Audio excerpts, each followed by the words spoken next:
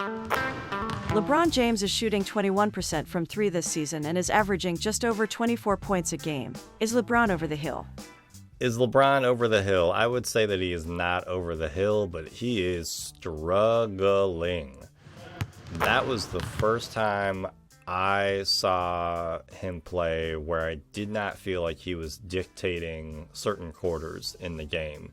Even in his older years, yeah, he would kind of take his foot off the gas a little bit, but you could tell that he was going to rev up at any minute and just blow somebody out of the gym, and that just didn't happen against the Cavs. And he looked more human than he has looked in his entire career. And I don't know if that's necessarily because of age. I know that he dealt with some injury issues last season and the off season, so he's still recuperating, but he definitely is off.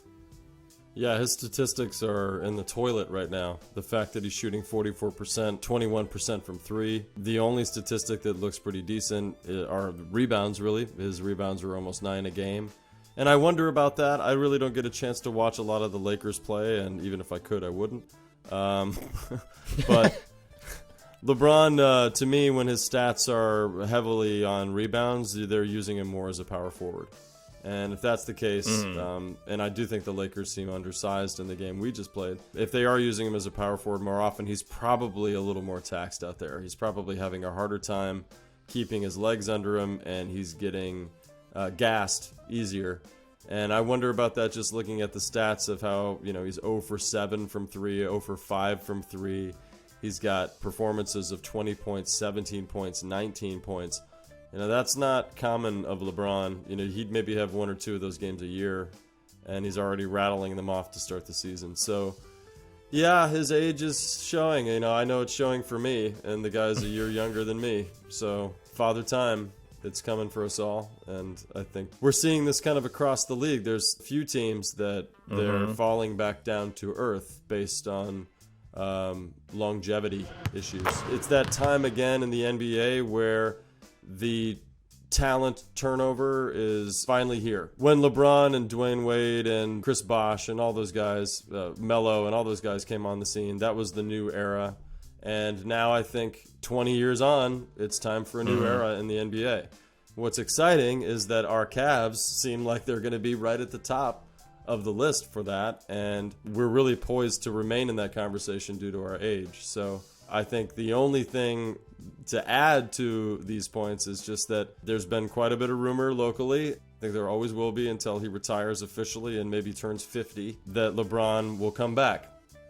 And I just have to say that if he's going to put up these numbers, please don't.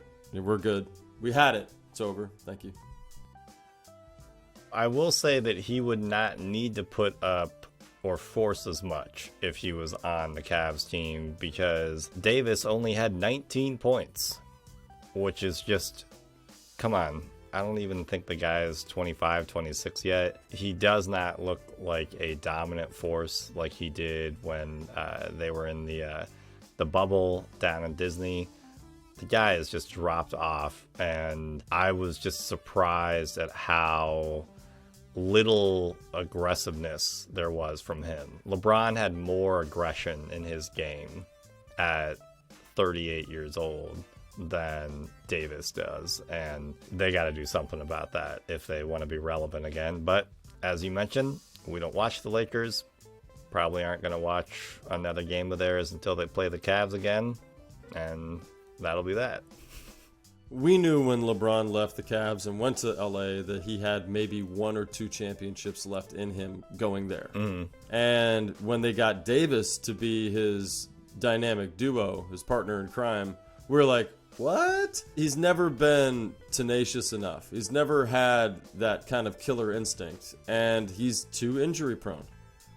Yeah, I've never believed that he would have much success with Davis. The fact that they were able to win 1 ring together is an amazing feat in a time when the NBA was very weak. If LeBron is going to have any more championship destinations in his future, it's not going to be on this team or with that organization. And he better not be eyeballing us. That's all I can say.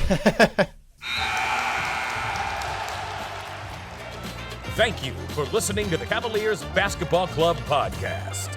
Let's go Cavs!